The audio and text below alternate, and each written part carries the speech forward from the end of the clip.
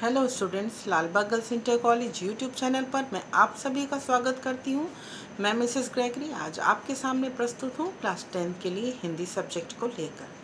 Hindi subject में मैंने अभी आपको खंड काव्य पढ़ाऊँगी आज, और ये खंड काव्य है जय सुभाष। बहुत से खंड काव्य हैं पर अलग अलग क्षेत्रों के लिए, पर आपके क्षेत्र जो लखनऊ में जो चलता है वो खंड काव्य है जय सुभाष। जय सुभाष सुभाष चंद्र बोस जी का जीवन और से लेकर मृत्यु तक का सफ़र का उन्होंने परिचय दिया है।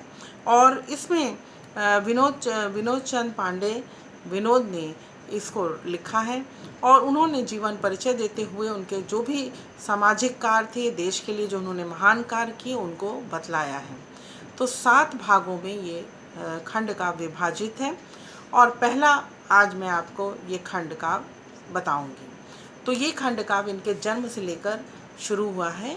तो सुभाष चंद्र बोस के जन्म और उनकी पढ़ाई से संबंधित पहले भाग में ये दिया हुआ है, जो इस प्रकार है।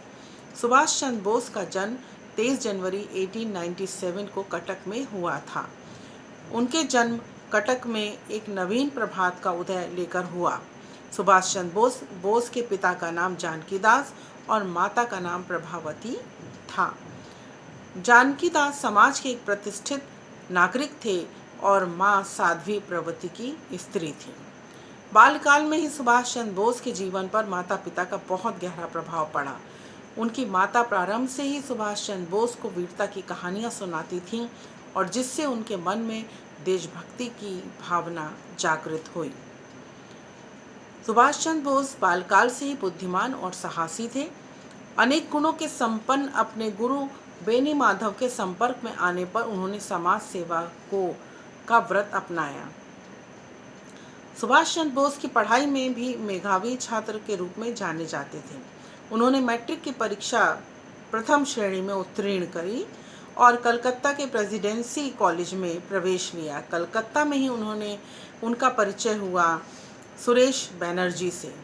सुरेश बनर्जी के आश्रम में जाकर वो मातृभूमि की सेवा और के लिए अपना योगदान देने के लिए उन्होंने यानी सुभाष चंद्र बोस ने आजीवन अविवाहित रहने का व्रत भी लिया, और इस प्रकार से वो समाज सेवा में निकल पड़े। उन्होंने इंटरमीडिएट की परीक्षा प्रथम श्रेणी में उत्तीर्ण की। प्रेसिडेंसी कॉलेज के ओटन महोदय द्वारा भारतीयों के लिए बुरे शब्द कहे जाने पर सुभाष चंद्र बोस ने उनके मुंह पर एक कस के तमाचा दे दिया, और इस मारने के कारण उनको उस विद्यालय से निकाल दिया गया। उन्होंने दूसरे विद्यालय में प्रवेश लिया। उन्होंने बीए की परीक्षा उत्तीर्ण की। अपनी माता की इच्छा अनुसार वो विदेश गए और कैम्ब्रिज विद्यालय में ICS परीक्षा भी उत्तीर्ण की। परंतु स्वदेश प्रेम की भावना से ओतप्रोत होने के कारण उन्होंने इस पद को भी त्याग दिया और मातृभूमि की रक्षा के लिए वे भारत लौट आए। वस्तुतः इनके जीवन का ध्येय अत्यंत महान था, अतः वे स्वतंत्रता के कठिन मार्ग पर अपने कदम बढ़ाते रहे। तो ये था आपका जय सुभाष का प्रथम सर्ग। धन्यवाद।